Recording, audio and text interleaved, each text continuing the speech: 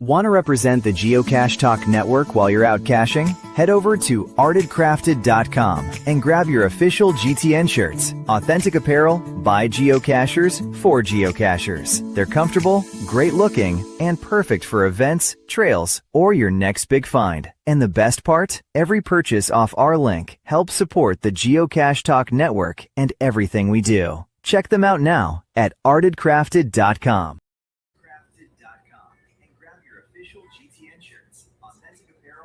Okay, and we're live. Tom and I are here for just a quick minute before we bring in our illustrious guest that we have for tonight's show.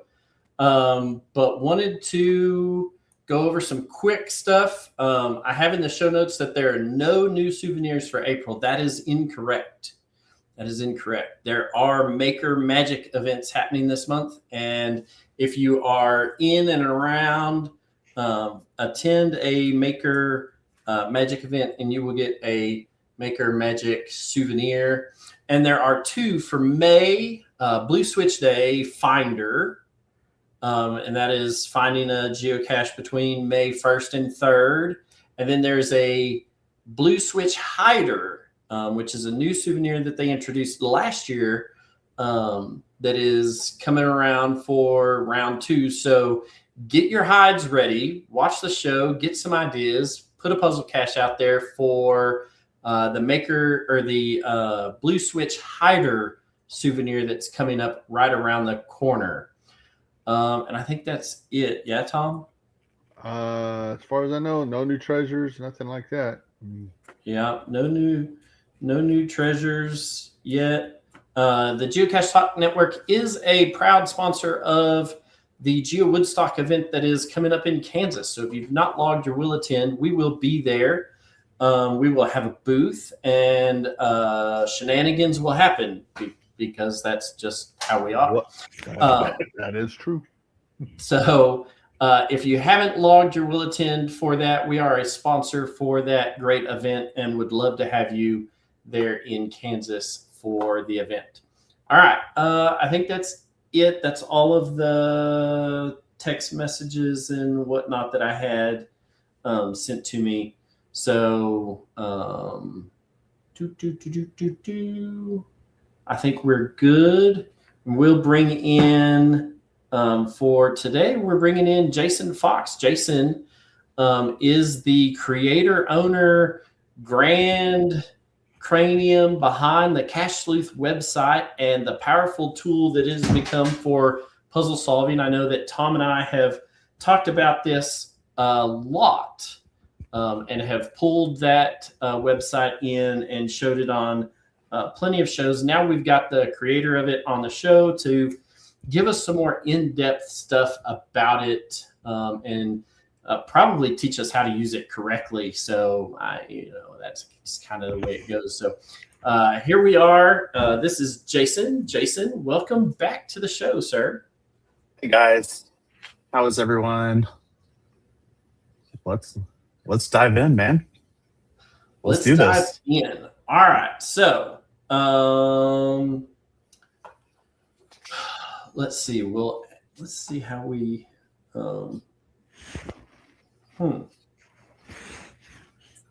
Well, just go through the first puzzle or something. That's interesting.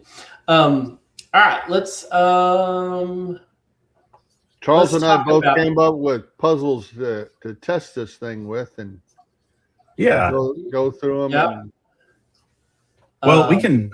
I was gonna say we can kind of talk about, some of the changes, that. Oh, hit that first. We've made. So, yeah. So if you don't know, for those who may be watching the show and don't know, Jason, tell us what your website can do, is doing, what its capabilities are, why puzzle cachers who are trying to solve puzzles need to use this as their #1 go-to reference. Well, honestly, what all this started out as, I was, going everywhere to try to find resources all over the internet, and I had 150 bookmark pages trying to figure out and solve puzzles. And I just decided, I wanted to use my day job skill set to try and build something that I would want to use as a geocacher. And so, like, all of this started as a labor of love, and I've just been working on it for a number of years now. I can't even remember how long it's been. Probably 2018, maybe something like that. And just as I keep finding new things or new ideas, I keep coming back and improving on new things like this. So as you can see, there's just so much going on here. Like just the first page right here, if you look at this, the very top, we've got this geocaching quick search. So like this is kind of intended for like power users. If you've ever gone to, I want to say Bolter, the bolter.com website, like some people, there were like some shortcuts and things like that in there. So I wanted to kind of recreate my own version of that and kind of add on to it.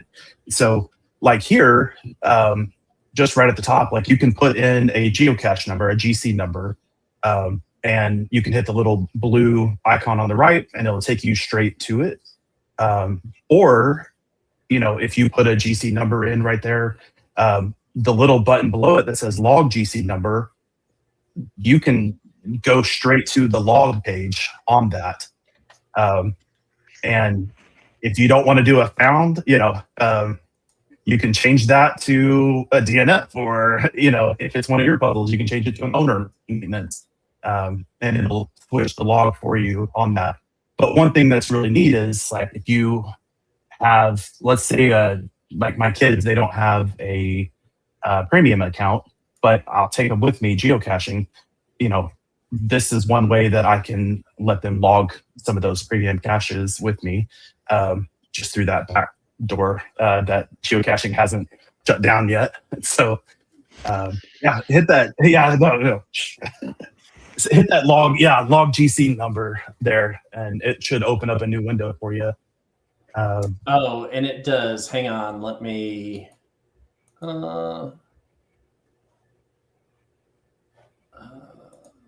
I've got to share it in a different way. So instead of sharing that, I've got to share the whole. Gotcha. The entire screen for. An entire new tab. There you go. Yeah. So when you're those are my show notes. When you're here, you can see there's a drop down, so you can log different stuff as it. So, but if you click it as found and click log GC, it will pop up this. I've already found. Right, I've already found Camel Prairie Stash, but if you hadn't and whatnot, there you go. Yeah. And it won't let you log it again, even though you're on the found there. Right. They've got it stopped in the back end there. So, but like another part you can do back on that, quick links or quick search area. Like if you know somebody's geocaching name right under that username, you can type that in. It'll take you right to their profile. Or if you click the drop down below it, you can go to any of those specific parts on their profile. Or like a keyword right below that. Like, we have the Infernal device that is very famous and popular here in Oklahoma from Brent. I don't know the GC number off the top of my head, but I like to look it up and share it with people. So I can type in Infernal device right there, and it'll do like a search starting from your home location that you have programmed in if you're signed in. And when you open that up, it will just, go ahead and do that filter for you based on, your location there. So, and he has a geo art.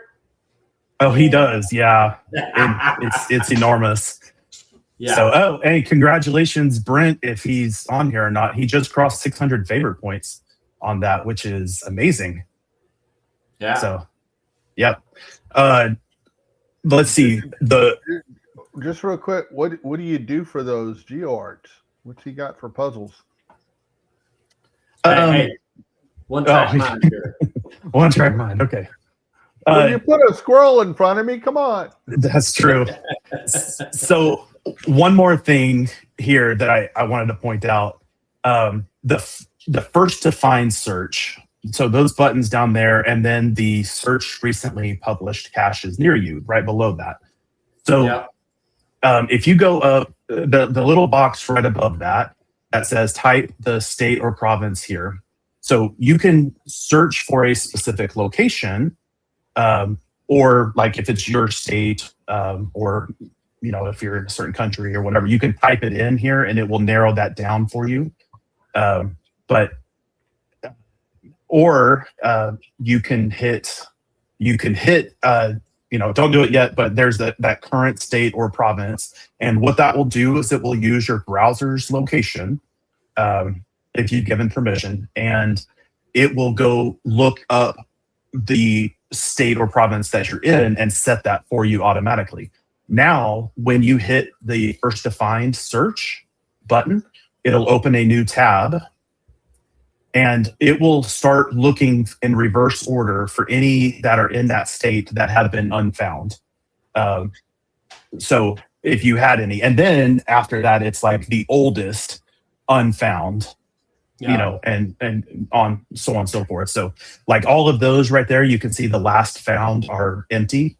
Go one column to the left. Yeah. So they're all first to finds, and then if you wanted to look up the recently published, you can click that as well, and it'll show all those in reverse order too. So but these are just really handy quick search functions that I've got in there that I'm not sure if a lot of people use them or not, but that's definitely one thing that I really wanted to call attention to, like, as just geocachers wanting to use it.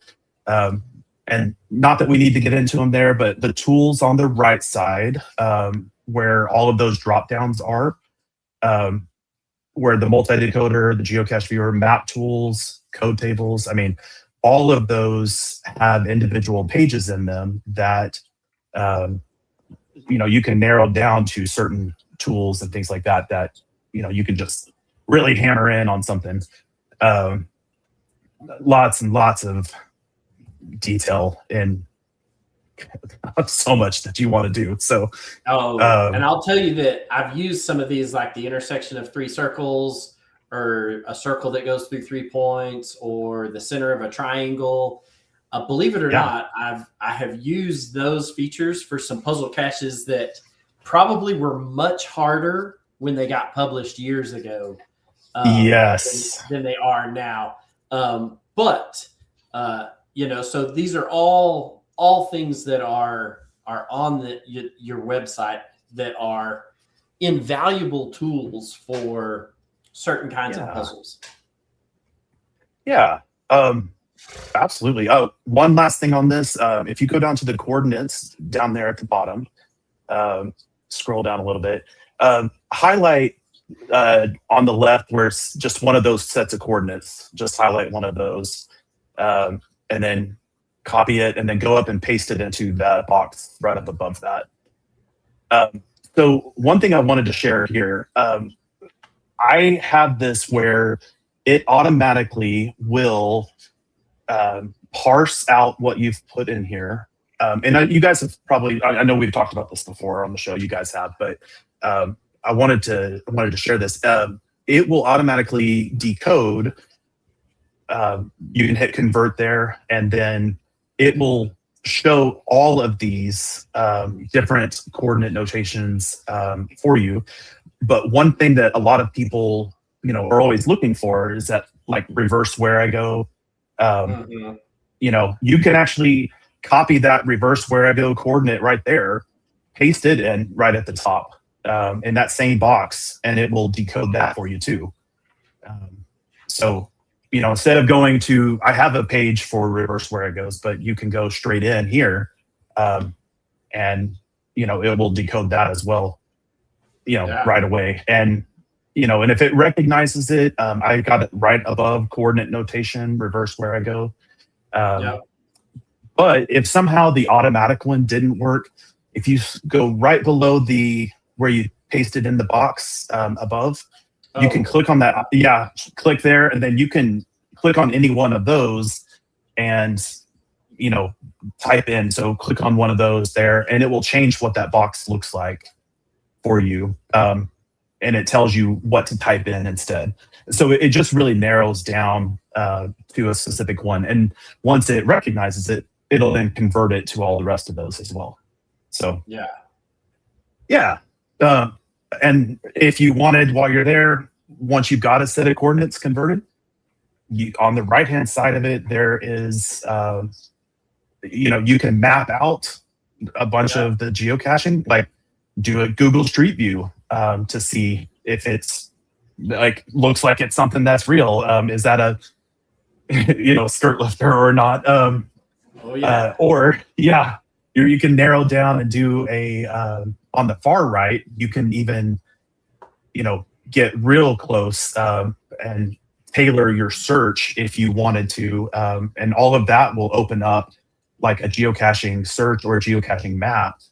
But one thing I wanted to point out over here, so do you see where it says micro, small, regular, kind of about an inch and a half below where your mouse is?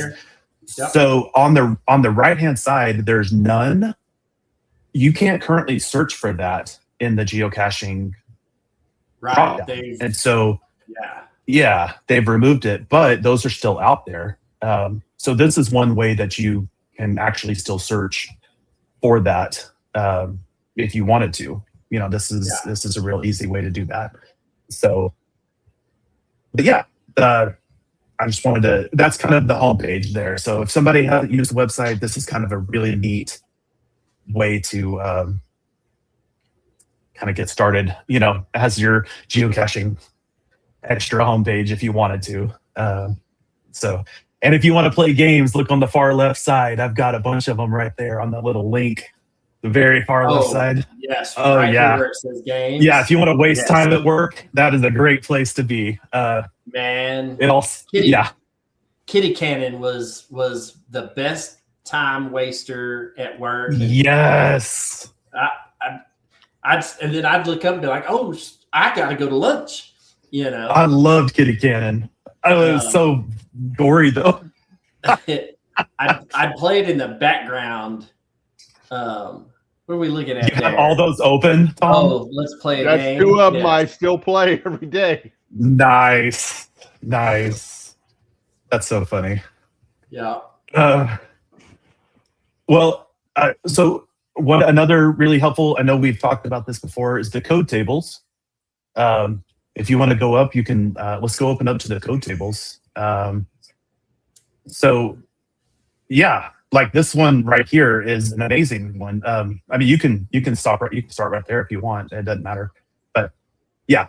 Okay. So here's one of the things that I've done. One of the improvements I've made. So a lot of people, like, if you just kind of look at this page, you're like, okay, I don't really know what is in all of this. So I try to think, what is a great way of helping people quickly see maybe what are in some of these codes? And so move your mouse over one or two of them. So this is what I've done recently is I've quickly given you a glimpse into each one of these that I've got them. And so you can just mouse over very fast or tap if you're on mobile. And you can actually like glance in. And then if you wanted to usable Amming link or Amming lot, whatever that place is called. You're right. Yeah. You don't have that website is amazing. Go through 15 different pages to see something. This is all on one page. Yeah. And you can click on the link, like the name to go into there. Or if you're on the box, you can click on the title and it'll take you in as well. But there are so many code tables in here. But once you're like, let's go ahead and go to one of those pages. This was another thing, you can just pick one.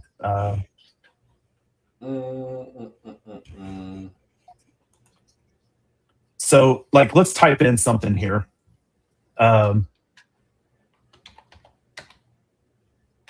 So if it doesn't have numbers, right, it's not going to, it'll just put in. But let's say if you wanted to, yeah.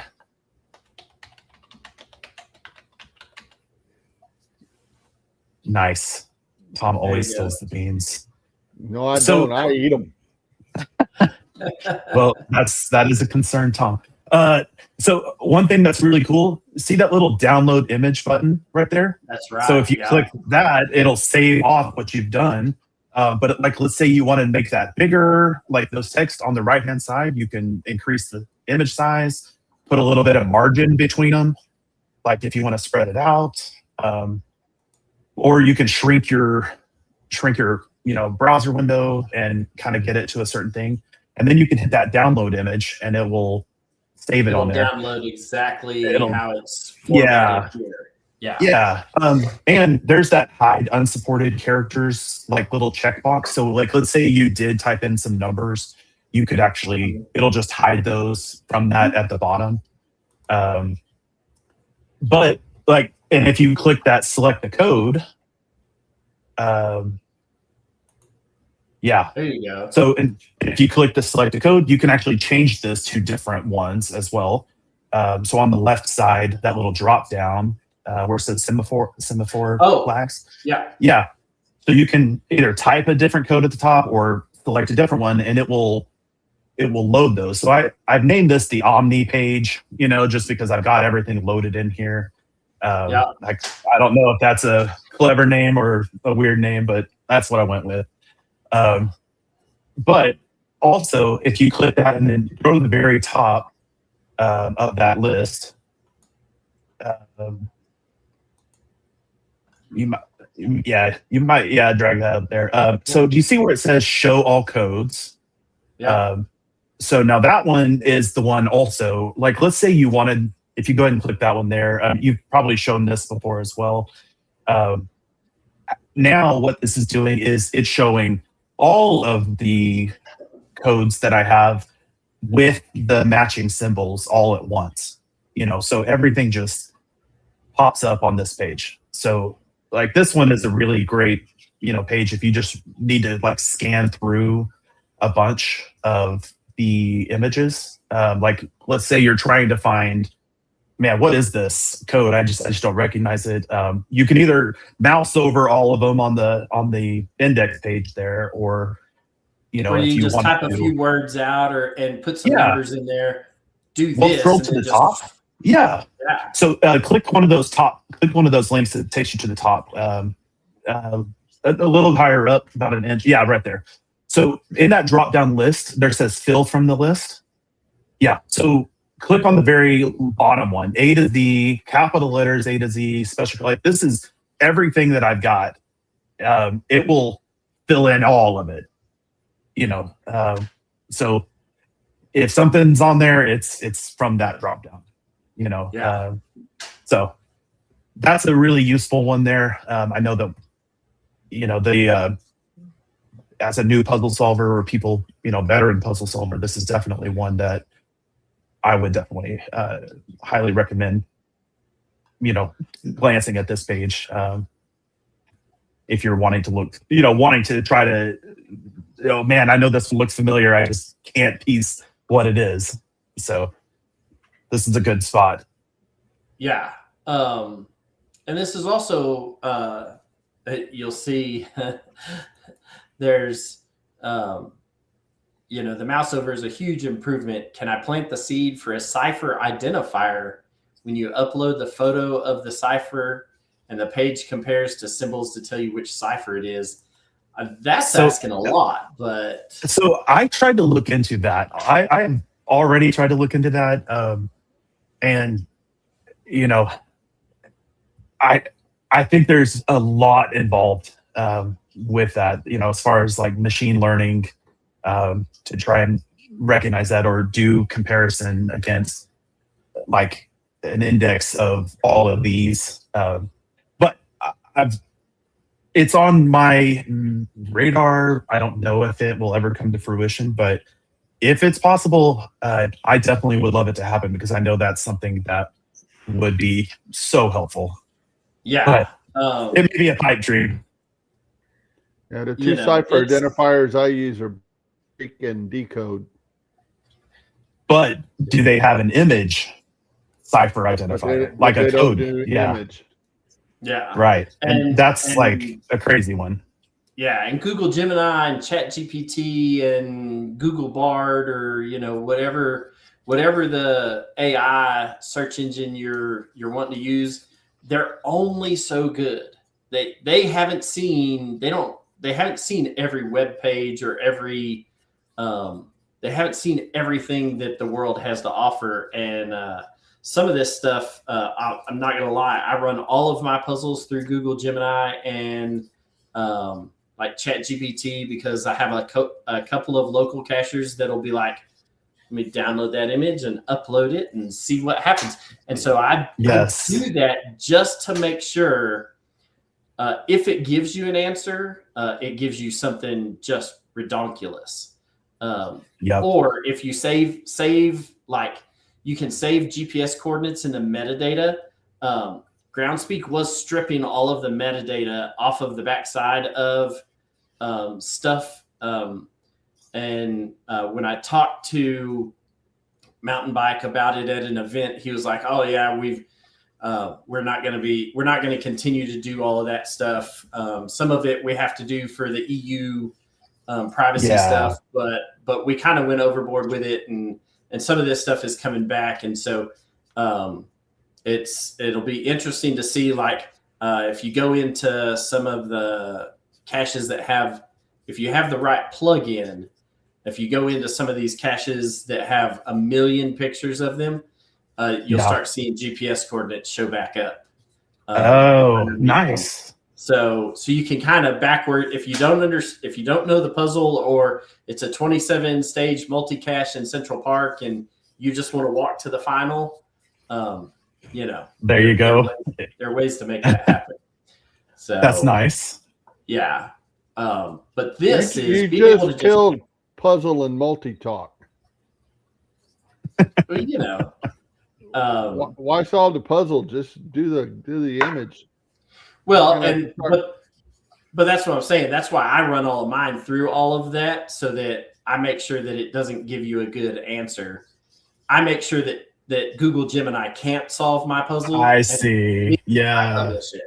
If I can load it in there and Google Gemini spits out an answer in 35 seconds, then it's not a 5 difficulty. I'm going to tell you, results will vary, because I was working on a puzzle and I spent an afternoon playing with it. Couldn't get nothing to come up, and it was one of the what do you call it, where you take a word and you rearrange the letters to come up with something else. It wouldn't give me the right thing, and then Cheryl plugs it in, first try, boom, right answer. That's kind of the way it goes. We have had similar results here in Utah. So, sometimes it'll give you a good answer and sometimes it won't. And I've had it give me different answers asking it the exact same question. If then close the browser out, delete my cookies, open it back up, put it back in there, and get a completely different answer. So it happens. So depends on how it's feeling at that moment. Yep. So, I like that one. Man, there's a lot. Yeah, there are. Here, look at There's so many. Code. I wonder where that Cocapelli code. Yeah, that one looks pretty familiar. Kind of like somebody made that one up. That's pretty nice. I want to tell you, that one gave us a lot of heartache at the Cache Fest, Oklahoma. Nobody had a clue. No. Well, and it's funny because when I made that code, I came to your website to look it over and be like, all right, it's not there. And whatnot. So, fun stuff. So Yeah. all right. Let's get back here to the main page. Do you want to go to the geocache viewer? Yeah, let me see here. Ba-doop. Yeah. So, it's got constructions. Drag to your bookmark bar. So that is a bookmarklet. If you have if you want, you can drag that up. That'd be really helpful. Actually, for our process. So,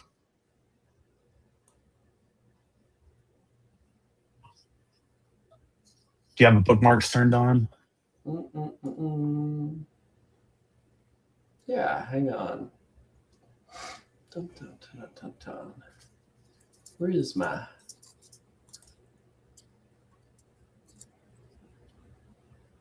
Here's my... It's behind that icon, big icon up there, blocking everything for the rest of us. Oh, show bookmark toolbar, I think is what you were. Yeah. Right where you were.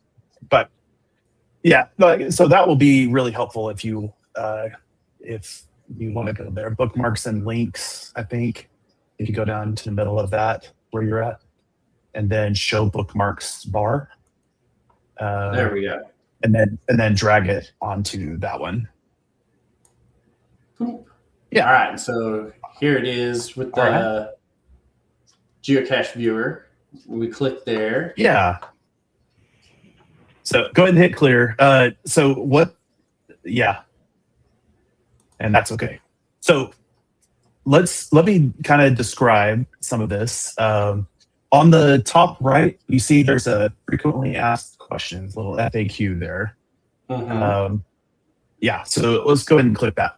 So what this tool does, you kind of need to think of it like a reader view for geocaches. Okay, I got to thinking about when you're on a mobile browser or even just your regular browser and you're looking at a geocache page, there is so much that is hidden, as far as puzzles and different ways things can be there. I kind of wanted to rearrange the way the page looks and kind of pull it apart and display it differently. And so, but by doing that, I can also add different puzzle solving tools into there, like right away.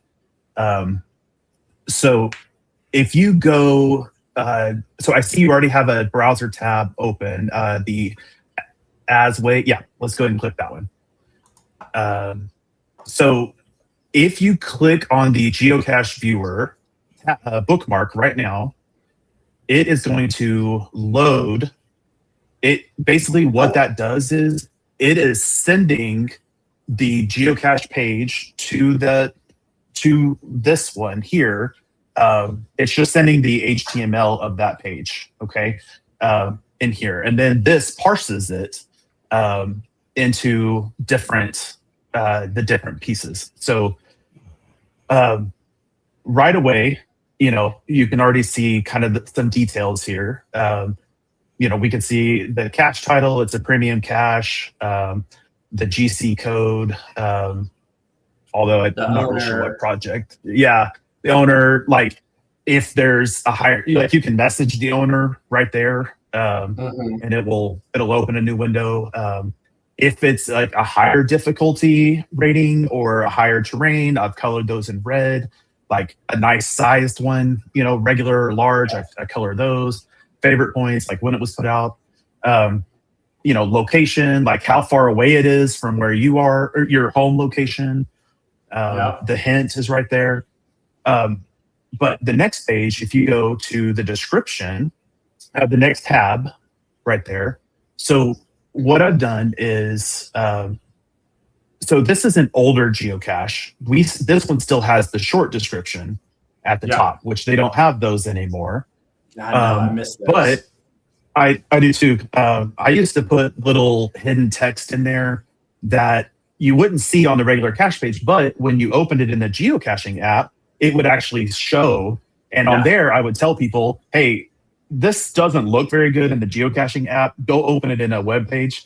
And they would be the only ones to see it, So I always would put that in the short one there. But in each of those sections, what I do right away is I kind of just chop those up. So do you? So where your mouse is, look to the far right of that bar. Do you see that little bitty bar on the right? Grab that. You can drag it left and right. Like if you need to, you can rearrange the size. And you can do that on mobile as well. So like, let's say I've seen puzzles where people have put a whole bunch of text in, okay? But what you have to do is rearrange the text to be a certain size in order to make it actually read what it needs to. But with this, like you may be able to, adjust it and mess with it or make it more readable, things like that. And real quick, just for there, go ahead and scroll to the bottom. You can also see the hints. I have got them decoded automatically on there for you too. But let's scroll up to the top of this middle section here where it says the long description. So keep going up right there.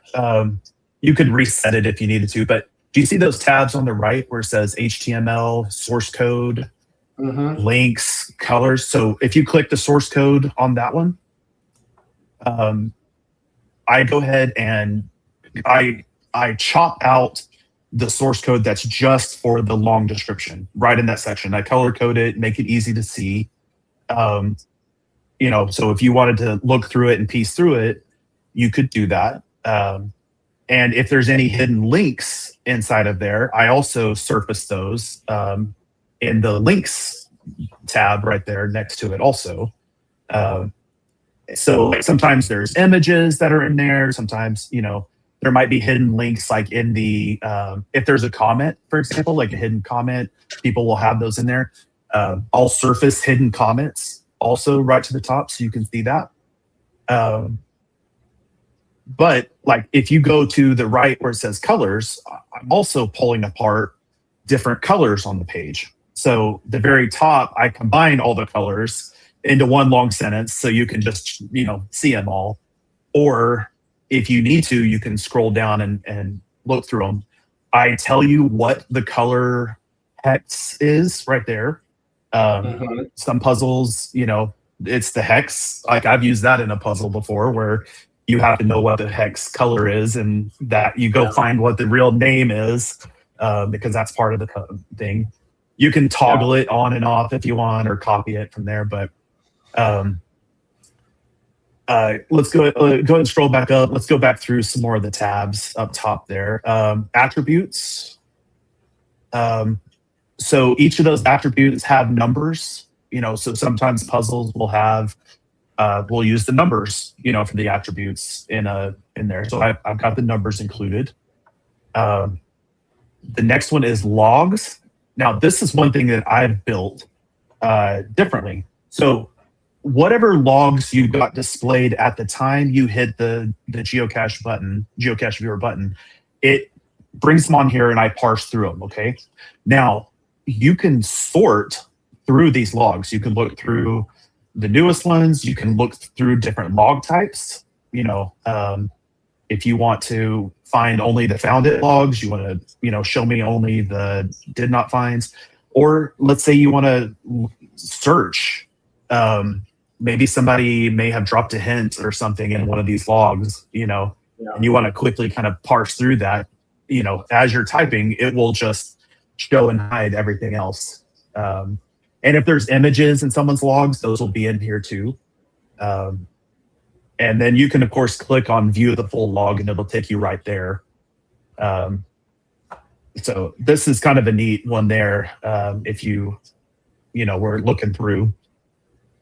Even though this cache doesn't have waypoints, I also have a waypoints tab if there are any that would surface up.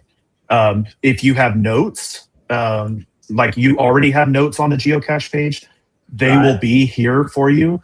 You can go ahead and type more notes in, but it's only going to be just in your current session here. So you'd want to copy that and paste it back onto the page.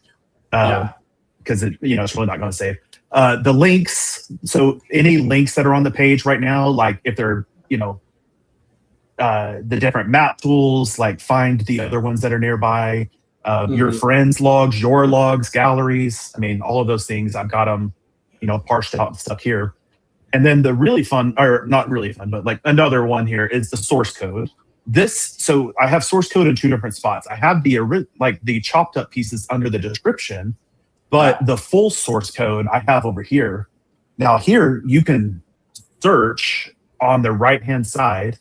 So type in something, body, for example, and it will go in and if you hit search, it will pull up all the places where body is, and you can hit next, and it will take you to each one of those.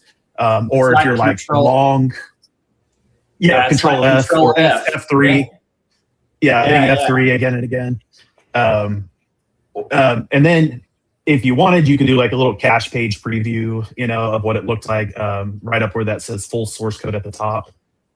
There's like a little cache page preview button there. And I kind of skip loading some things, but just to try, to make sure nothing is pulling in. Sometimes I actually use this geocache viewer if I want to quickly see source code on a different website, because it's pulling the source code, and then I use that little search button to like look through source codes on different websites too. But that really isn't the intent behind this, but I do that. So on the bottom right hand side, so do you see the little circle with the little tool box? So if you click that, this is where I have different tools that you can now, like, it's kind of an overlay over the different things. So the multi-decoder is right here. You can click pull from page, and what it will do is pull everything from that cache page and automatically bring it in here. And so, like, let's see, there's we'll test this out here in a minute, okay? So this is one part. You can cut and erase different parts to where it's just the ciphertext that you really want, and then hit solve right there, and it will open up the multi-decoder, paste it in for you, and automatically hit the solve button and then load it. But I don't want to do that just yet because I want to show you something here. We'll actually try to solve this puzzle in a minute. Click on the convert coordinates tab next to it. So if you go ahead and hit pull from page again. So let's say, for example, let's say you loaded up a reverse where I go, okay? And then you hit the little geocache viewer, it loaded this up. You click this button here, you could hit convert coordinates, and then right down there where it says parse, it will actually look through the whole page and compare those against my coordinate converter and automatically convert all of those to, recognizable coordinates, and display them down here at the bottom for you. So this is, sometimes I just push this right away just in case maybe there's coordinates on the page. So you see how it says at the bottom, no valid coordinates were recognized. So right now there weren't any on here, but I've ran into a geocache before that was like a plus code, like a Google plus code. And that was kind of early on where I didn't really recognize that, like this would be a quick one, it would recognize that format and, automatically try to decode that. The text manipulator is the next one. So if you do the pull from page again, so let's say right here, you wanted to manipulate text like uppercase, lowercase, first letters, you can scroll down on this section here as well. If you scroll down a little bit, there's other ones like you can only show vowel. Where the buttons are. Yeah. Yeah. You can get rid of extra spaces and letters and everything like that. So like you can quickly, do some manipulation in there, or you can open it in full screen, or you can do the content analysis where it will do like the, how many A's, how many B's, how many, basically it'll chop up all those letters and characters and then tell you, the different analysis that's in there. So, and then the last tool on this one at the very top, if you wanted the My Links section. So let's say, Tom, you were talking about the Decode website. You could put that in, like put a name in right there on the left, put Decode, and then on the right, you would put the full URL, like the HTTPS, or whatever. And this is going to, and when you hit add, it will go ahead and hit add right there. And it will put them down in this list. And you can wind up reordering these things. Like you can add a bunch of them in here. But if you click that button, it will open that in a new tab for you. So like if you use this as, I think you need to do the HTTPS in front of it. Yeah. Because it's trying to use mine. I'm gonna go fix that. I'll use that as a note. It looks like I'm gonna use this as a live test also. So thanks.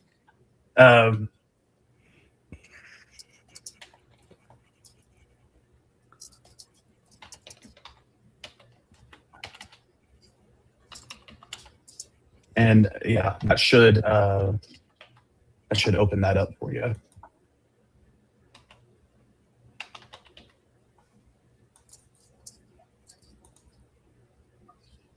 There it is. Yeah. Yay. Yeah, I didn't test it without the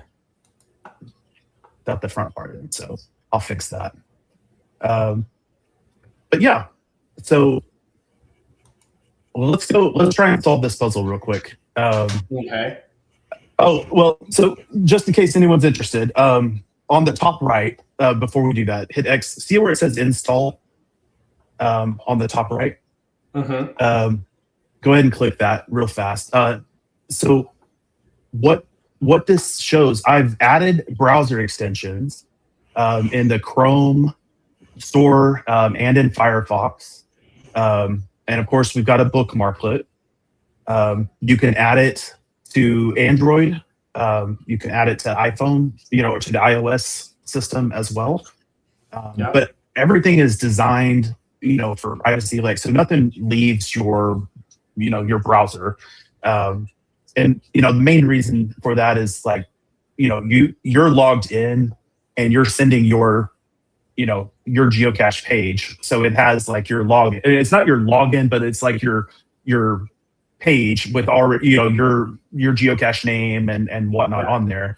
But it doesn't have your credentials. It doesn't have any of that saved on the geocache page. So it's really not anything that is, there's nothing nefarious going on. Right. There's nothing nefarious going on, but nothing leaves your browser. Everything is there. And so anything that's on your computer is what it's seeing, basically is where I was going with it. So I have a whole list at the bottom of like privacy and whatnot, so people can hopefully feel comfortable with that. But if you go, let's see, go ahead and click back on the, you can scroll down, I think. Yeah. Or if you go back to the very top, you can actually click the install button again and it will close that section. Did it not close it? Yeah. Yeah. Okay. Just got a funky mouse. Oh, that's okay. All right. Well, let's go to descriptions. So, and then go to HTML. Yeah, right there. Perfect. So this was one of my geocaches. But this was to, kind of demonstrate one of the ways this geocache viewer works, but how it ties into the multi-decoder. So Robert Frost, you gotta love Robert Frost. Yeah. This was one of the poems of his that I really loved. So as you can see, there are, some letters that kind of stand out, some words that stand out in red. I'll let you kind of walk through it. I don't know, like if you want me to try to give it away some of it, but this is where the puzzle is basically. And then of course you can read the hint at the bottom as well. All right, the words are in the exact order needed. Kindergarten level math, that's Tom's favorite. Mm-hmm. Recursion, apply one of the concepts from the rules of divisibility. Yeah, that's all complicated sounding. Yeah, but he said kindergarten and divisibility in the same set of hints. Like, I don't know what kindergartners are doing long division. Exactly. Maybe. They break the crayon in half, divide it in two to share. That's right.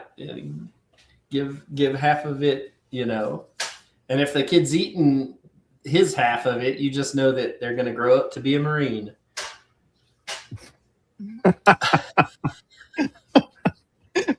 That and Play-Doh. Yeah, I'm with That's you. it. So these words, right? Like roads, sorry, long. I, where, and the both. All right, they're red. I'm gonna assume, and that's probably where I'm gonna go wrong. 1, 2, 3, 4, 6, 7, 8, 9, 10.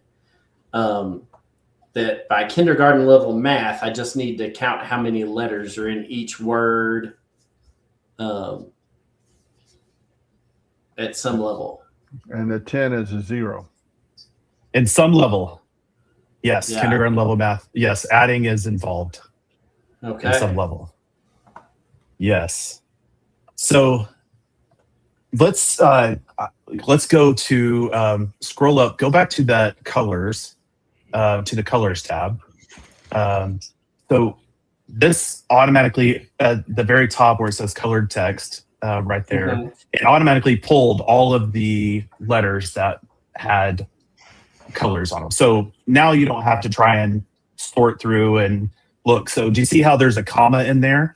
Like one of those was really hard to see, on the page. And if you weren't looking through the source code, and that might be easy to miss. So what I would do is highlight from roads to the end where it says difference, and then on the bottom right hand side, you could hit the copy button right there. Actually, you could hit copy without having to highlight. But what I was going to show you is if you've highlighted it and then click the tool button on the bottom right, and then go back to the multi-decoder one. Hit clear because we've already been in here. Hit clear. You can hit paste. So one thing I was going to show you, if you hadn't got in here before, if you highlight text and then hit the toolbar, it will automatically paste in what you've highlighted. So like I added that in as well. So like if you just highlight the puzzle text and you didn't want to pull from page, you could do that. So so now we've got the text in here, and you're like, what is this? Road, sorry, long. Like, how is this going to, what can we do with this? So you can go from here. We can either throw it into the multi-decoder, or you can manipulate text or wherever you want to go. But if you want to hit solve, that's probably going to be a fast shortcut. So this leads us to our next topic, right? Mm-hmm. Yeah, right. The new thing that we added. The new thing that we added, actually, one of the tools, the multi-decoder. So the GC number. We probably should add that. Do you want to put that in the chat? Sorry. Oh, Yes, hang on. We'll do. Oh, golly, Sherry, calm down. She's my local. She just published like 9 puzzle caches here in locally, so Nice. she's been busy working on it and whatnot. So there's the GC code, and for our audio listeners, it's GC6C4J9. So Awesome. all right, so here we are back at the. Yes. So you guys have used the multi-decoder on the show before many times. So just a general overview of what this page does. On the home page, I showed you, hey, I've got a whole bunch of tools. They're all in that, bunch of drop downs. I decided what better way than to try and build something that you throw in your text, your ciphertext at the top. If you've got, a keyword, okay, put it in. If you've got an alphabet that's unique or different, you can put that in and hit solve, and it runs through and attempts to compare it against all of the codes and ciphers that I've got. And while that is awesome, I've added a whole bunch of them in there. I think there's, I don't even know, last I saw 250 something that's on this page, which is amazing and great, but that's a lot to sort through. So I started thinking again, I'm always tooling, right? I was like, okay, is there a way to make this easier to use? So I said, okay, what if I were to go through each one of these results and compare them to like the dictionary? And like, what if there's words like, we can maybe shortcut this, and I can already go through and see if it's a solve that is like a sentence. I can run through, and if it matches, I'll try to surface this at the top. Okay.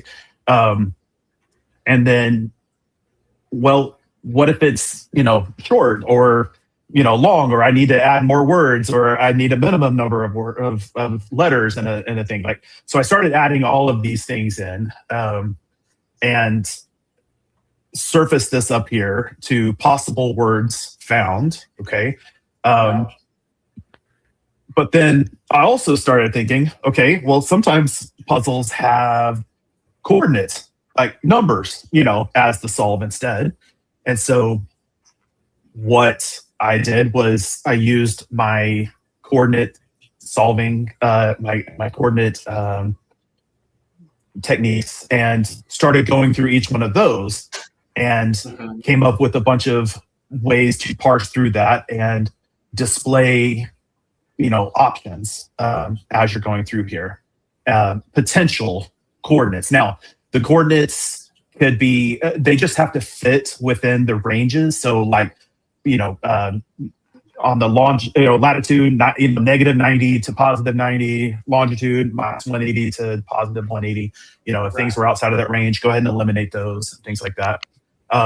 So I wanted to quickly try to make this pop up here. So now we went ahead and loaded this page, and I've surfaced it at the very top. So this whole section now is the very first thing that opens if there's any results. And this is possible words and coordinates. So right now, everything shows as closed. But do you see on the right where it says 100% match? 100% match. So what this has done is this has gone through and compared these to the dictionary. And all the words in there match currently, based on the thresholds and minimums. And so if you open one of those up, oh, wait, those are the words we just put in, right? Well, okay. Well, that's definitely what we put in. So of course those words match. So you can hit show all right above that, right there. That'll go through and you're like, oh, well, okay, that's not quite what I'm after. So it's probably not in these words. So maybe it's in the coordinates. Okay. So let's scroll down. You can go ahead and hit show all there. So as you're looking through, if you go, it's important to remember what your coordinates are. Yeah. The range for your coordinates for your puzzles. Because like if you scroll through, you can see some of these 21, 15, 11, 111, like 79, 34, like they're kind of all over the place. But those happen to fit into a coordinate range, and I've converted them, and okay, now they match, but they don't really match, So go ahead and click back there. We're looking for North 35 and West 97. Okay. So now go back. But scroll up just slightly. So do you see that scroll up? Do you see preferences right there? Click on that. And then scroll down a little bit. I've added filters. So put in North 35 at the top, a little bit higher up. So right there. Put in 35, or you could just put 35 if you wanted.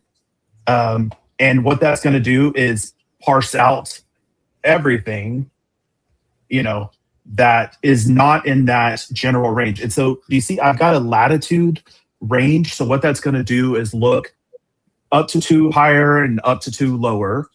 Now you can drop that down, minimize that, or you can put in the minutes at the bottom down there. So let's say I know my puzzles, because geocaching, we have our 2 mile rule. 2 mile rule, right. Unless you're doing an old one, and if you're doing an old one like 2008 or whatever and beyond, then that may not, actually you might want to stick to, something like that. But if you're doing anything in that 2 mile rule, look for where your posted coordinates are, and then put that in under those latitude minutes or longitude minutes, and hit save. And what that will do is it will reprocess. So go ahead and hit save here. Now we've narrowed down. We've got a filter range. So if you hit show all, go ahead and hit show all there. Looky, we've got one that fits North 35, 39, West 97. Yeah. So on the left side, if you want to kind of confirm, do you see where it says digital route on the far left side of this? So go ahead and click on that. Yep. Go ahead and click on that. That's going to scroll you down to that section, and you can kind of confirm the results to make sure it matches. So if you click in there, you can scroll up to the top of that, or you can hit the expand button if you want, and it will expand everything. But basically that puzzle, we're talking the rules of divisibility, recursion, kindergarten level math. I mean, kindergarten level, like I thought it was nice and clever there, but basically it's a digital root puzzle. I have never seen a digital root puzzle. And really? I've always wondered what you do with this. And I've been trying to think, well, there goes my CacheSleuth idea. Oh, hey, listen, there's other ones. If you scroll down, there's other kinds here, like Scrabble digital root. There's different ones. But right now, that individual words root at the very bottom, that's what I'm parsing and trying to compare coordinates against at the top. Yeah. So basically, the new big change here is trying to surface things against dictionaries. There's, if you go on the far right side, the little arrow, the up arrow, that'll take you back to the top. And then you can just scroll back to the word, So go back up. I'm so sorry. To the words, to the preference, another one higher, a little bit higher. Keep going. Yeah. So under the words, we also have preference as well. You can show all by default if you want. So click on the language one. I currently have like 18 different languages that we can change to, and it will compare against those dictionaries as well. So, Romania. you could. There's right now the English dictionary one that I have is pretty large, but I have a massive one. And I don't load it by default because some people are on mobile browsers, or have limited internet. But if you want to go big or go home, whatever, you can load the big one. And all of these are saved. Yeah, all of these are saved. All of your preferences are saved in your local storage, so they're on your browser. So if you load again, it should retain your choices. And then if you go to the next one, click there. So this threshold, okay? So I kind of want to describe what the threshold is. It's a little kind of difficult to describe, but this is kind of the idea, okay? So think of it as like a percentage gate, okay? I put these in the frequently asked questions to try to describe for people.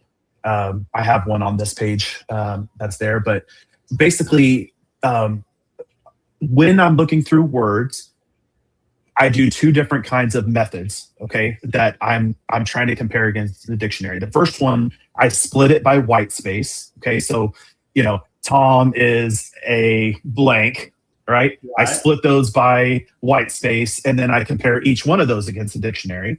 And if, so like right now, the default is 70%, okay? But if I only had 5 words and, 5 words and 3 of them were English word or matched, but 2 of them didn't, that would fall below my 70% threshold, and it would kick that out, okay? But if 4 of the words matched, then it would cross that 70% threshold, and it would keep it in, okay? Yeah. So that works if they're split, but as we know, not all puzzle solves have spaces in them. So sometimes they're just big one long string, but if we continue on some of our solves here, some of them have just a big long string. So I do another kind called, it's like a greedy, I can't think of the full name, but basically I go letter by letter until I find a word that matches the longest word I can. And then I go again, next letter by letter until I find a match. And basically those also have a matched against the threshold as well. So sometimes you'll see ones that are underlined. And those are ones where the puzzle solved, the text is a one long string instead. And so those are me guessing, it's really trying to guess. So those are a little less out thing. And then the next little box there, you can set a minimum length of the word. So, right now, 2 letters, and, to, it, those will all pick up. But maybe you want 3 letters, 4 letters, 5 letters, you can change that. And then the minimum number of words to count, also, you can change that. So basically, let's say that you aren't getting results, but you're pretty sure it could be in, you can come in and toggle some of these. The lower the threshold you set, the more results you'll wind up getting. You may get more trash, but you may actually pick up something that maybe fell just under the threshold, so anyway, this is kind of the new tool.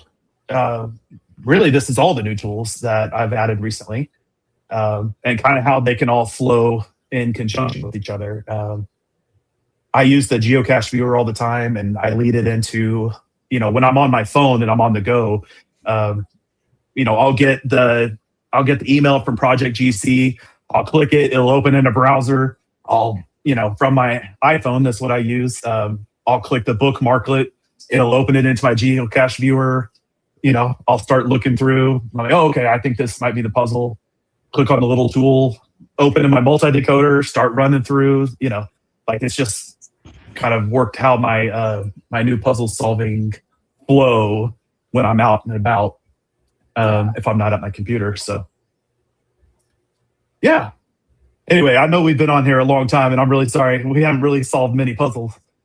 Do you guys want to run through some puzzles? Yeah. We have time? Yeah, we've got time. Okay, good. Let me pop this down and move it over here so that I've got my list of things to look at. Dun, dun, dun, dun. And then let's see, we've done this one, but let's see. You can close that. Bump. All right, so we've got this 404 file not found. This is another one of your geocaches that you've submitted for the list. We'll post that for our viewers so Sherry doesn't yell at me again. It is GC73V77, and it's a difficulty 3.5. All right. That's only been found 11 times. Yeah, not very many. Yeah. All right, so we're here, and then from here, we're going to click on the geocache viewer. Yep. Right? That's a good start.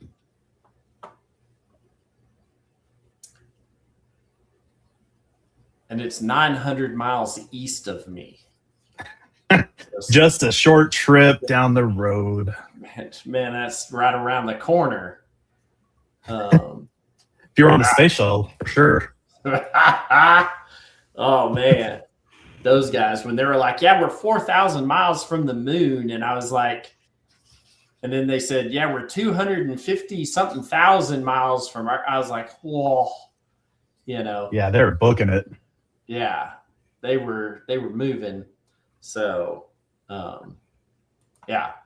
All right. So we open up the description, and there's no short description on this one.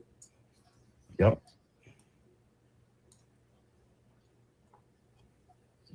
Dun, dun, dun, dun. You can just forget about Lois. Grand conundrums include depth. That's deep, Tom. That's deep. It is. Tom has a spaced outlook. I can see it. Nope. I think I know what that means. Okay. Click the image real quick. Not that one. The 404.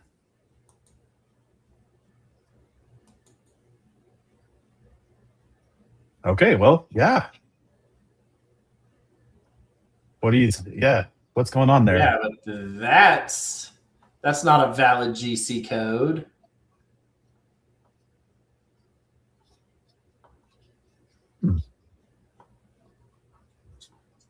Tom, what do you think?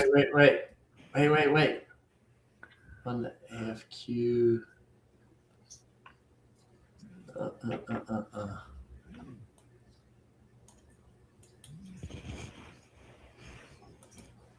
We've got to do something with that. That's our ticket to the dance right there. Is this bogus GC code?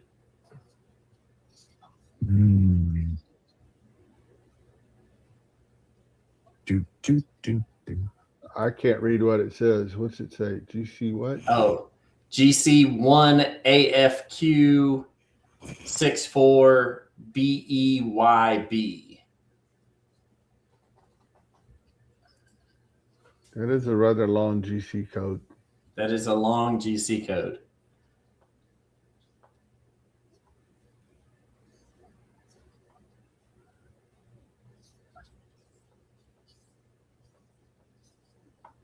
Okay, so where do we need?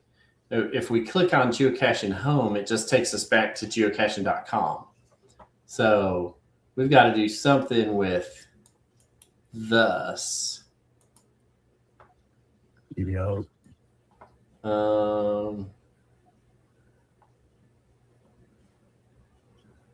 Let's see. We'll look at this. Yeah, so there's our GC code again in the source code.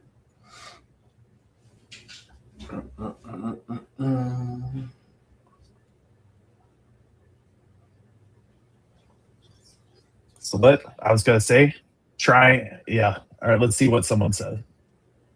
Remove the GC, plug it into the coordinate converter. All right, let's try it.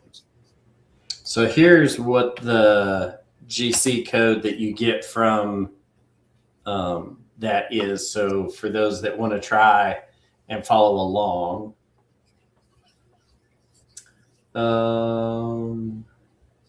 Let's see here. Oh, this is where we get down into our toolbox, right? Coordinate converter. Yes. And your highlighted text already showed up, so that's nice. Yeah. You can hit the convert and unrecognized coordinate format. Womp womp. Wow, wow. And if you remove the GC like they recommended and hit convert, you still get the same. You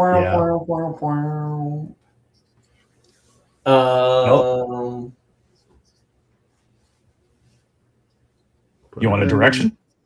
Put it in the multi-decoder. Put it in the multi-decoder. Let's see what happens. Oh. Throw it in the multi-decoder. So you still have your coordinates, which is fine because it's, you still have your filter set, right? Yes, for North 35. Right, exactly. Yeah.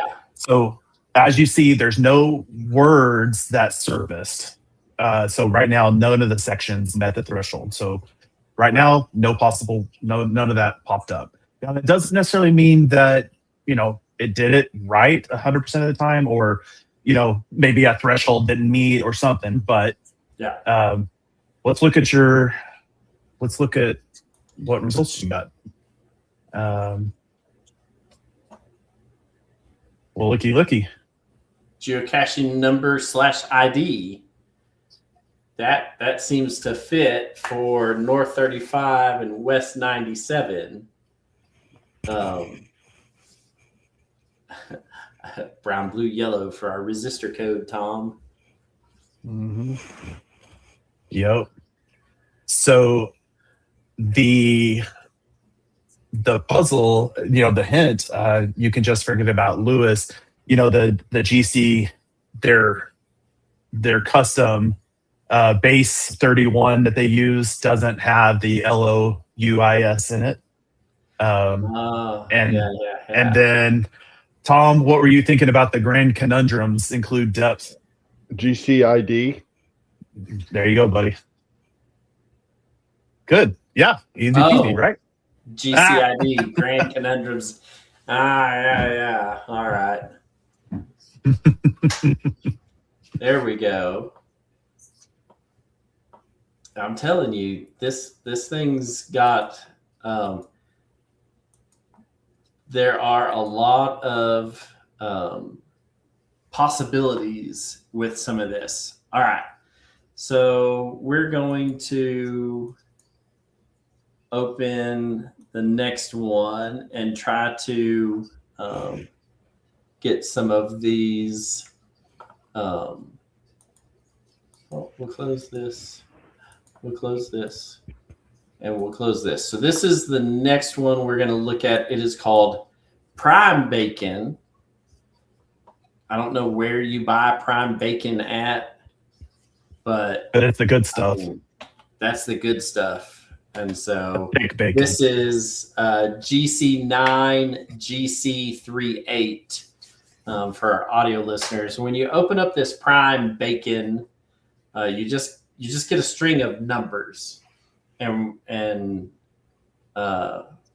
whatnot. There's no way on this little blue planet we have swimming through the Milky Way that this is a prime number.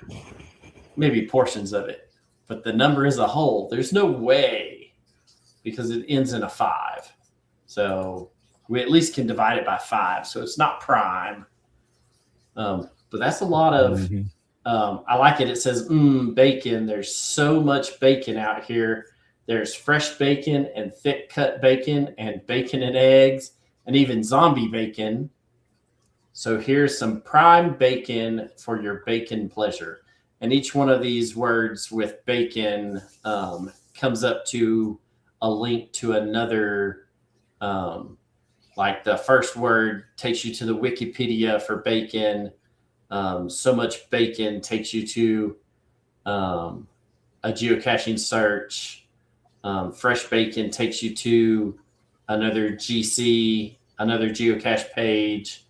Thick cut bacon takes you to another geocaching webpage. That puzzle, by the way, is ridiculous. Just so you know, the thick cut bacon. Oh my goodness. Yeah. Yes. Same. I think it's by the same CO. Actually. Yeah. All right. So we're gonna click on the geocache viewer. Dun-dun. It gives us all of this stuff that we may need. We're still in the north 35 range, west 97. The description. And if you look at the source code, here's where you get the different geocaches that it's going to take you to.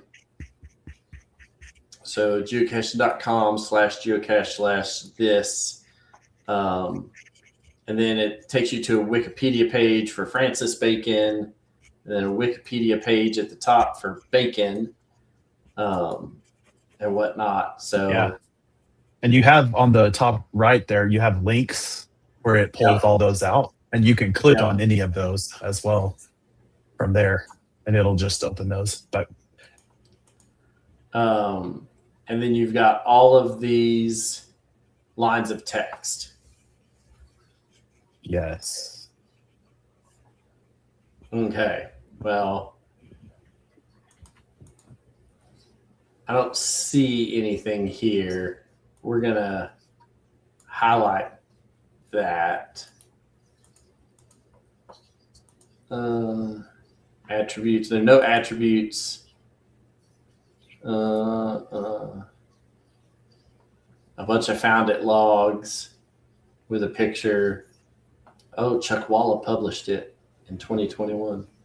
I'm not going to have any notes on this. Links, source. There's the long source, but well, highlight all that text. Yeah.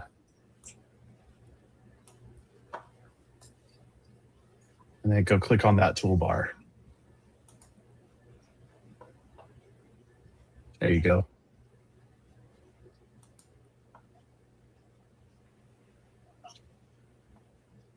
Oh, it's already there. So let's just click solve and see what happens with it.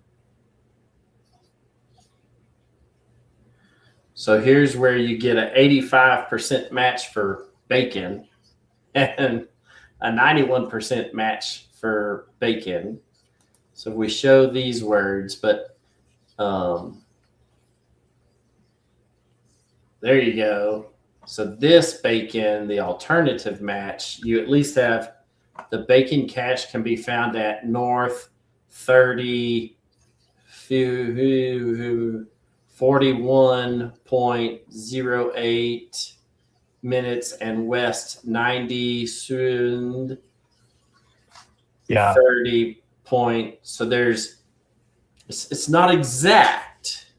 Well, so he used the one where the I and the V and the U are. Oh, so if you where they're interchangeable. So if you click on the bacon link right above that, where this one? right in the middle, right in the very middle. I'm sorry, where it says bacon. Yeah. So go ahead and click that there. So I bring you down to there, so you can see prime numbers right there, and then the letter I equals J and U equals V. So that's the one he wound up using for that particular one. So that's why all the U's. Yeah. You know, so it looked a little funky, but yeah. But you can figure it out. But you can figure it out. Yeah. Yeah. And if you look, he left a little message for me at the very top one. If you go back to the very top, hit the little arrow on the bottom right again. And then look at the, read that first one. The CacheSleuth multi-decoder will solve a wide variety of bacon puzzles, including even odd bacon. Here's the final clue, babe. Yeah. So if you go copy that BAA, to the end, and then paste that at the top and hit solve, he has another little answer right there. You can hit the little paste button in right there if you wanted. Yeah. But you can hit solve there, and then I bet it chopped things up, so that's why it was in there. But basically, it just said it's a big red herring. It's all it said, So that was his big clue. I was like, thank you, Snow Dog. That's funny. I appreciate that. Yes. Yeah. Yes. Quite a hoot. All right. So let's see. We have already shown the Devil's Saddle in a previous episode where we talked about, believe it or not, this. So let's look. We've got time to get through a couple more of these. Let's see. So let's do this 1109, get your ducks in a row. Let me open this. Then I'll drag it over here. Close that. So this is GCANT 3G for our audio listeners. And this is 1109, get your ducks in a row. It is a difficulty 5. This must be. Is this one Tom threw in on the list? This is one I threw in. All right. Okay, so it's ducks, ducks, ducks. And then it's got some description. It's got a picture. And then it's got all of this crazy wonky text down here at the bottom. And so the puzzle is what in where, and the cache is pill bottle wired to the tiny tree at 2.5 feet. So let's just get on. So there's our description. But that right there is what we're after. That's what you're after. So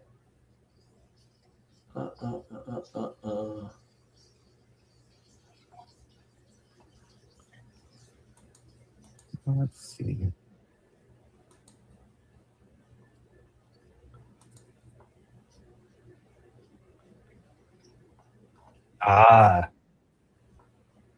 What and where? Nice. Yes. Interesting.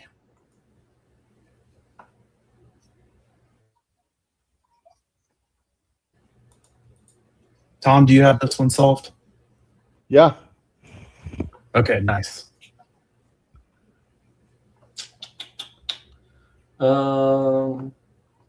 All right, where's our? Oh, we got to click the toolbox. I got it. Nice.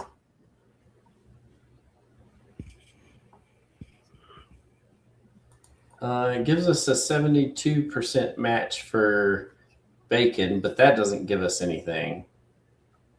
Right. Mm.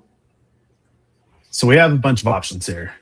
Yeah, you can look through that. Your filter still shows 34 through 36. Yeah, you need to get rid of that.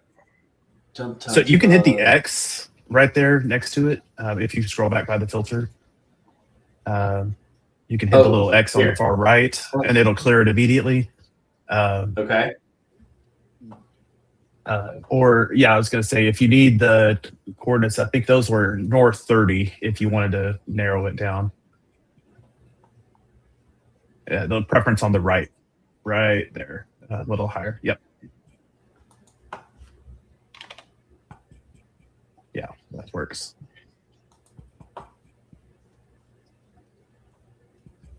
Okay.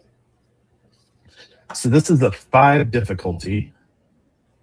And so the reason that found that 28, because it fits within the -2 of the 30. But I'm pretty sure it's not a full 2 degrees outside. Yeah. No. So that probably doesn't look like the right answer. No. So neither of those are going to be right. So the hint to me, it said what and where. And this is like the theme is ducks, right? Like ducks in where? Like I was thinking like in a row, ducks in a row. So let's put that in like as the key or alphabet. So under that number 1 right there, lowercase, just ducks in a row. Or yeah, if that doesn't work, we can try. There's other ones there. So we do it all as one word? Yeah. Try it all as one word.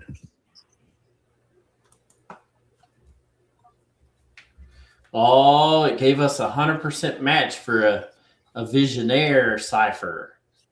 This is wow. This was so much easier than how I did it. It's like finding the trail after you've bushwhacked 4 miles to get to a cache. Yes. Oh. And the trail leads right out to a nice parking lot. And you're like, oh, I could have parked here. And you're scraped up. And yeah. Yeah. So if you look at the Visionaire, it says from the posted coordinates, calculate the final at 0.418 224 miles at bearing this this degrees. I got to tell you, I put this in here not for the cipher, but for the how to do the projected thing, and I actually learned on the cipher. Oh yeah. See, well, the projection, now you can do that after this. That's if we wanted, we could finish up with the projection too. Yeah. But yeah, it's pretty nice. All right, Tom, at the posted coordinates, calculate the final at 0.418224 miles. Oh, so that's less than all right. So, if you go on the left side of the screen, scroll up and go on the very left side of the little menu bar. On the left side, there's map tools. You can mouse over it or click on it, and then we've got the projection. Yeah, you can click projection calc there. And it'll pop that up. So, but it looks like we just lost our page. So we want to hit the back button, I guess. Go copy out. Do this. There you go. Tab, and then calculate the final at. I've got that part written down in front of me, so I can get you there. Actually, I have the page up, so I can get you here too. Oh, You want the starting coordinates? If you click on the geocache viewer, you can just hit the little copy button. So the top you have a tab open still at the very top. oh, One more to the left. One more tab to your left. So hit X there. Or close out of this. Yep. Scroll up and then go to the descriptions or to the details page. Left. And so do you see the posted coordinates? You can hit the click to the right of it, the little copy button. Yep. There you go. So and then you just paste it in. Sorry, Tom, you could have just told us. But if we're using the tools. Yeah, but I get to learn. If we're using the ways to do tools. this stuff. Yeah. Yeah. So it's 0. What was our 0.418224. And it's in miles. You got meters there. Yes. change it to, look at, there's nothing wrong with meters. And in bearing is 312.268556. Good Lord. That's pretty exact. I mean, hey, and I did a Google drive-by with this. I'd say it's damned exact because there's only one little 2.5 foot tree there. So That's great awesome. Great job on the coordinates. yeah. That's great. I did notice though, and you got meters and miles and whatever. You don't have fizzies in there. I don't have fizzies. The fuzzy math. Yeah, fizzy. I don't have smoots. Yeah, I don't have. Yeah, there's some funky ones we could put in there too. Yeah. That would be pretty fun. All right. That's a fun one. That's a good puzzle. I like it. That is one humongous art.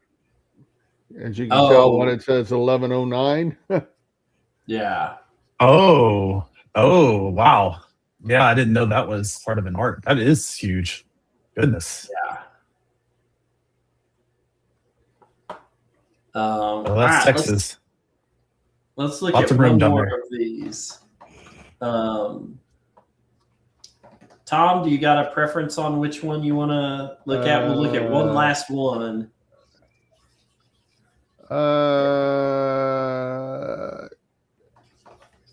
Well, since we frustrated with Jason with the word search and when we were in his hometown, let's hit the word search. Okay.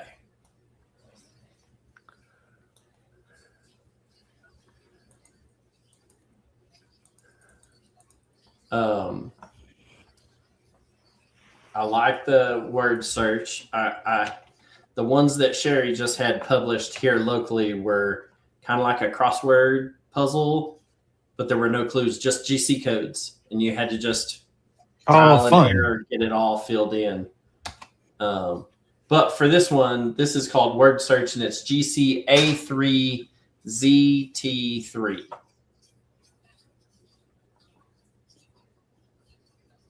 And if you've been to Cache Fest at all and seen any of Tom's puzzles, you should somewhat know what to do with this just by looking at it. Anyway, all in the presentation, but this is the original one I did. That's right. This is where it started. So go read the top part. Okay, the geocache is most definitely not at the posted coordinates, but they're a good place to park, maybe even find this geocache, but not guaranteed.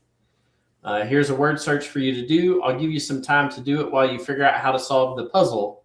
To make this word search a little different, I'm not giving you the words, but the definition of the words, and there are only 3 words to find. A person who does not eat meat and sometimes other animal products, especially for moral, religious, or health reasons. What would that be? Are we looking for vegan or vegetarian? I was saying vegan. Look on the third row. Okay, vegetarian. Yeah. All right. Because Okay. vegetarians will drink milk, will eat Yeah. and whatnot, depending on how strict they want to be to any of that. So there's vegetarian. Clue number 2 is any of several game birds, especially the genus Galenigo, especially of marshy areas. Let's see. Oh, you're right at it. Well, I found supernatural. Look Where your look mouse above is. that. Look above that. Look right above it. A snipe. A A snipe. snipe. We're going snipe hunting. And then there's supernatural. Yeah, look. Of a manifestation or event attributed to some force beyond scientific understanding or the laws of nature. That's just some Jedi using the force. Yeah. So you got 3 words there. What do you do with that? So you throw Well- those into what 3 words? Yeah. And what do you think you'll get What I when you would plug do. those in? You're going to get the posted coordinates. You're going to get the posted coordinates. Oh, that's Is that not awesome? So what do that's you just wrong, so what do man. you really do? Well, we're gonna do this. We're gonna do the geocache that's viewer. really clever, Tom. I like that. We're gonna go to description. We're going to highlight this, right? You won't need a 40-foot pole. You just stare at the tree for 3 days. Your neck won't hurt from looking. All we're looking for is 6 numbers. Yeah. But we're here, and so we'll click on the toolbox down here. And then we're going to just go to the multi-decoder and click solve.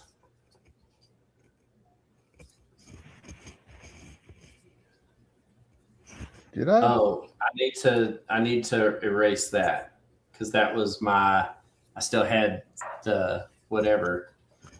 Yeah. You did- while you're there at the cache page, read the hint. Might be useful. The names you'll be calling me, one of them might be useful.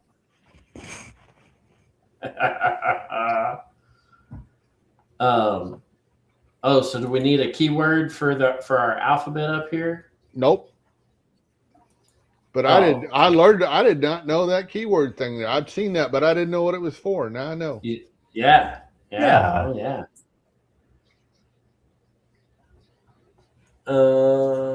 Let's see. What- We're gonna. What would you be calling me? And remember, this is a family friendly show. A good friend. A good friend. Oh yeah, and you're 5 hours into solving this, and you still hadn't figured it out. Now what are you going to call me? A mother trucker. This is so yeah. Let's see. Remember, it's family Friendly. Family friendly. Yeah, it's very friendly. Oh, and you're in the right area. Oh, I know I'm in where the you're right. scrolling.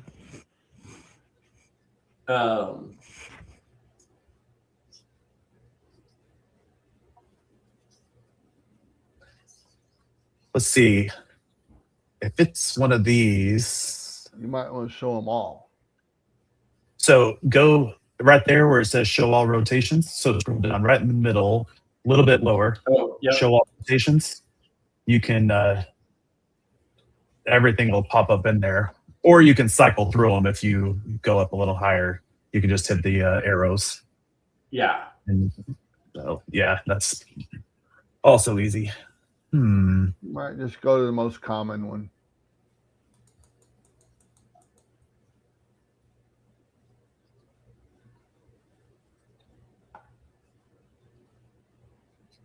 Let's see. I'm gonna remove spaces.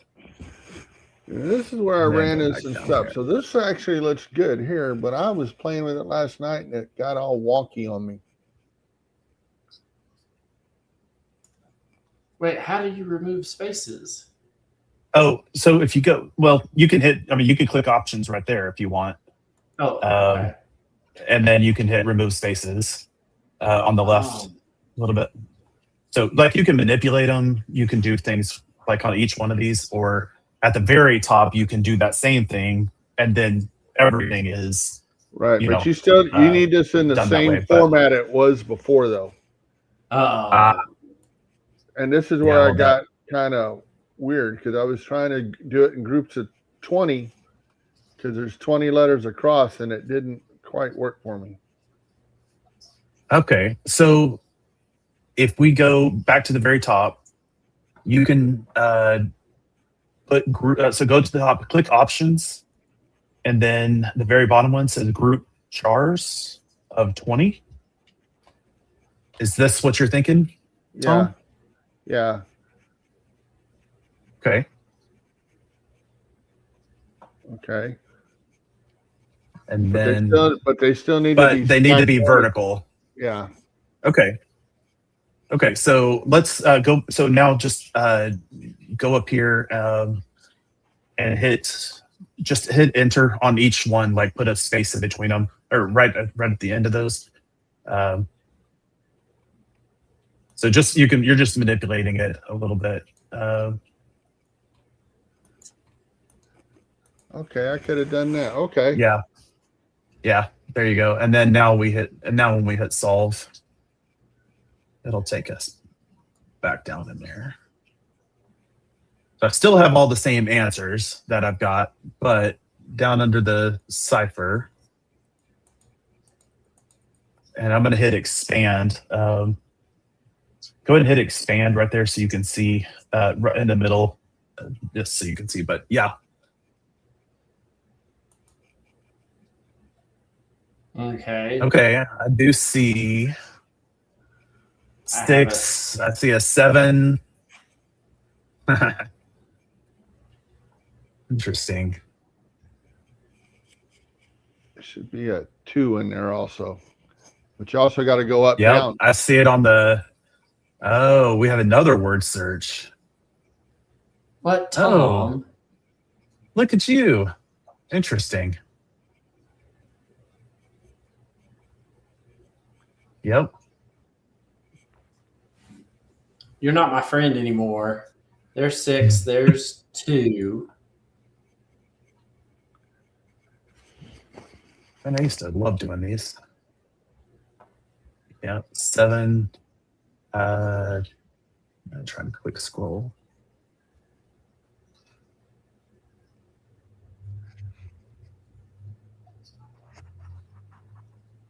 And I did these top to bottom and left to right, but which one's north and which one's east?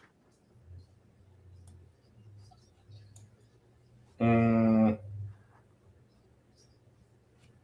going to say top to bottom is your latitude, North. and the other ones are your longitude. Yep. I like that. Nice. But that's the order I put them in too. So when you went, you had 6, 2, and 7 reading going down, or they read across, whatever. But going down, that's the order that you put them in too. So what are we looking for going up and down? I haven't found any up and down. I found a 6 on the 4th column from the right at the top. You see a 3, an 8, and a 6. Yeah, I see a 6. So if you take your mouse and go all the way to the X, and then keep going to the X, another X, one more, and then go down the 3 letters. There's SIX right there. So I found that one. This is where I like to print them out. Yeah. Or throw them into like Photoshop and use a highlighter. Yeah, like this is what I'm working on right now. So, yeah. I know they're in there because people have found us and whatnot, but because people have found it. Of course, and I Yeah. built it in Excel, so everything these are spaced out a little more. So, Yeah. and I think I used Courier New or something like that for the font, so it's definitely all the same size kind of font stuff. Yeah. Okay. All right. Yep. That's a good one. Let's see, what else? I put Stalag 17. It had to be square in there because that was base conversion stuff. Because you do that. Elementary. What was that one? I think that was Elements. Yes. Fun puzzle number 3. What was that? Let's see. Fun puzzle number 3. That one you could just throw into the multi-decoder also. Yeah, that was a cipher. Yeah. Oh, and then the last one that's on the list, which is we'll throw it into the chat room so that people can look at it. But that is not that. Hang on. Yeah. That's not what I wanted. I wanted I'm gonna finish your word search when we're done with this.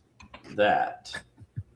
So this last one, when you open it, gives you a not a QWERTY keyboard. So know that there are more than a couple of keyboard styles, and so knowing which keyboard type you're using will help. So, all right, That's fun.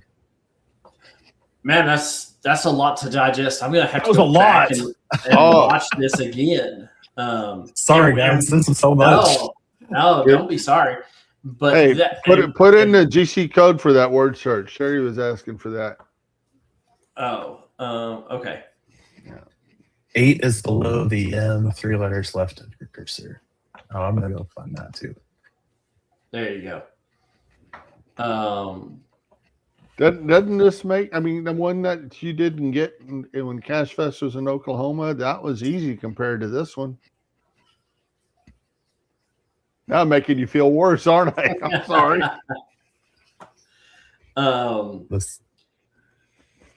Man, that's and really, I mean, we sit there and look at it like we just drank from the fire hose for no kidding for the last That was a lot.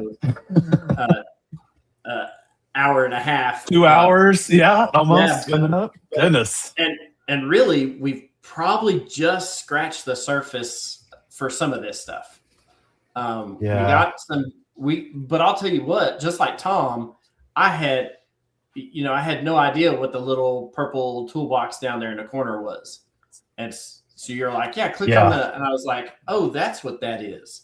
Like, I've been using your website, but apparently not to its full potential. Yeah. See, that's the trick, right? Is trying to make things where they make sense, but then there's so much. I have so much in there that it's like it's just hidden. There's so much that's hidden that it's hard to find it all. So yeah. Well, no, but I think it's been awesome. We've got a bunch of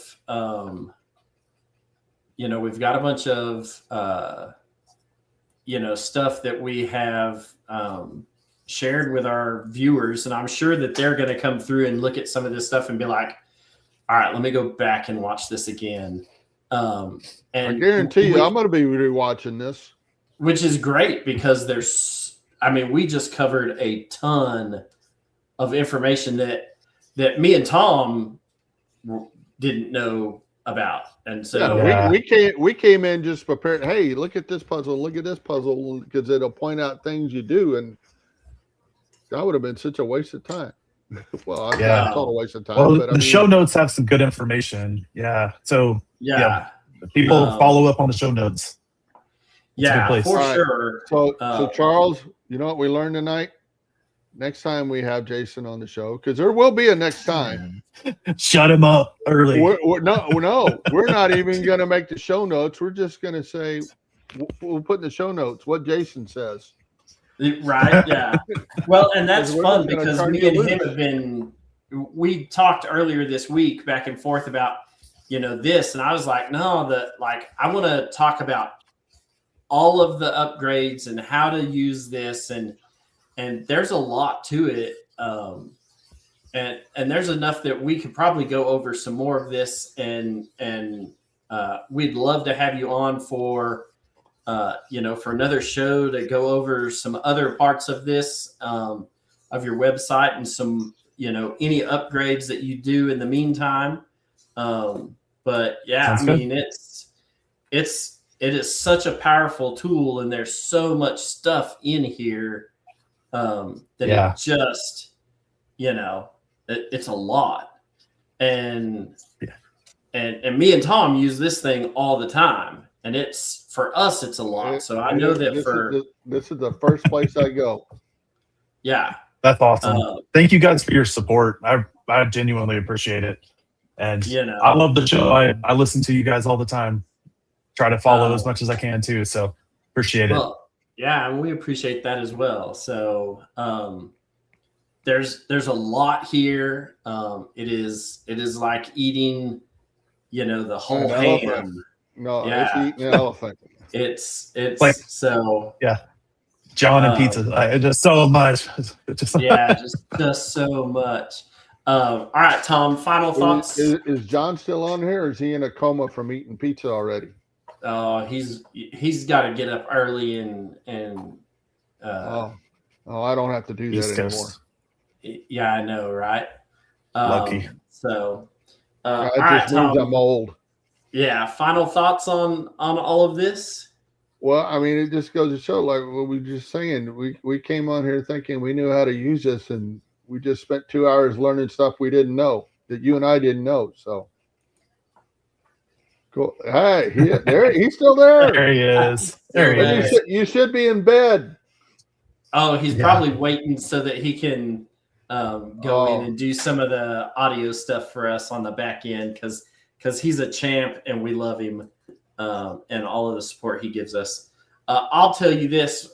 These are my final thoughts on this, Jason, is that I thought I knew what I was doing, but you've got so much stuff in here, and it is such a huge, it really is just an amazing tool that I have learned a lot from just tonight. And so it's probably going to take my puzzle solving skills, up a notch, and which is awesome. Amazing. And it's going to make my puzzle cache creating skills. The creating even harder. That's right. Go up a notch too. And so, we appreciate all of the hard work that you have put into this, for the caching community, for the puzzle solving and puzzle creating community. It's an amazing tool. We hope that it can only get better from here. But we appreciate you coming on the show. We look forward to the next show where we get to dissect some other parts of this, because it literally is like onions. They're just layers to it.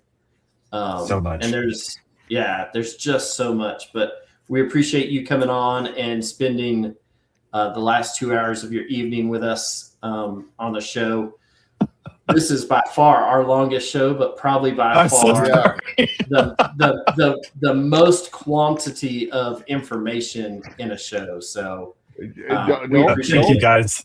Don't be sorry. We could have stopped you. We didn't want to. Okay. Yeah. I talk so much. That's me. So thank you. It's good. We appreciate it. If you are ever in the greater Oklahoma City area passing through or doing that, definitely look for some of CacheSleuth's geocaches. They're there. They are great caches.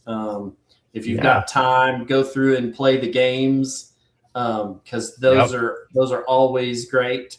And we have a mega coming. If you got your Yeah. kids that won't shut up, get your kids to play his games. And That's have them remember the key word you need though when it's done. Yeah. So, all right. Well, we appreciate you being on.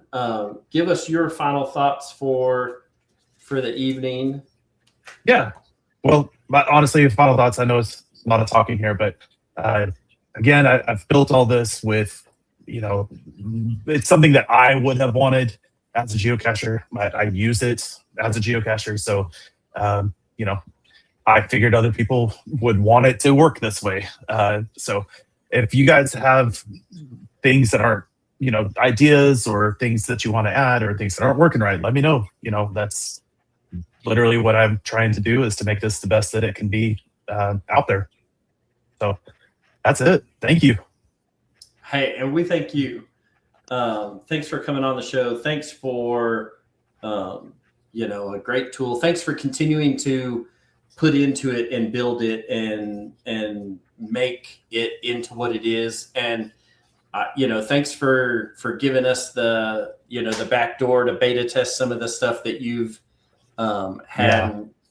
It's been a fun, amazing journey watching this website kind of develop and change and build into what it is. And, you've got something that is, a great tool. And we appreciate, you putting it all together and the time that it takes to do all of the coding and whatnot on the backside. So,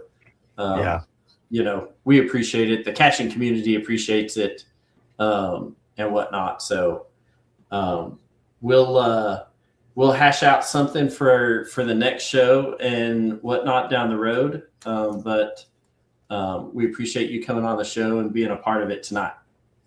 Awesome. So, let's see real quick while we got time. Our next show is going to be on the 5th of May. What? Cinco de Mayo is on Taco Tuesday? Oh, that is dangerous. I may have to get a margarita to go and just sit here and have tacos and a margarita while Tom does the show.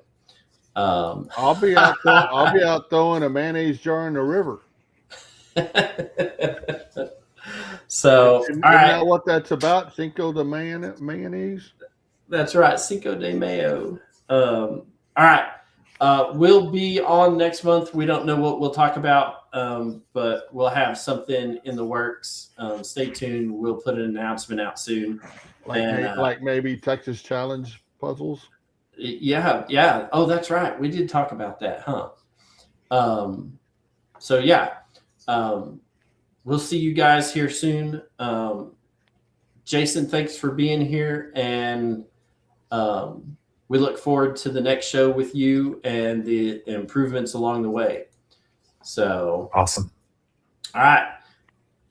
Thanks, the 14 of you that have stuck through to the end. We appreciate you. We'll see you guys on the next go around.